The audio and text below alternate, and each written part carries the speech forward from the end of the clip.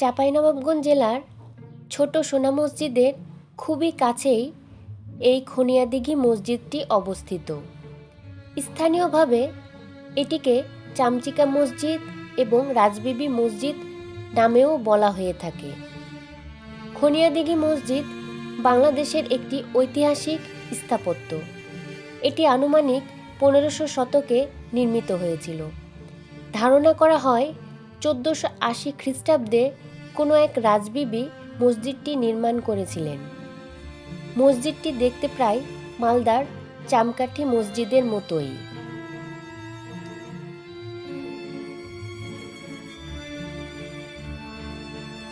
মসজিদের চারপাশেই আমের বাগান রয়েছে। যেহেতু চাঁপাইনবাবগঞ্জ আমের জন্য বিখ্যাত, এই কারণে এই জেলার বেশিরভাগ জায়গা জুড়েই বিভিন্ন ধরনের আমের গাছ এবং আমের বাগান রয়েছে।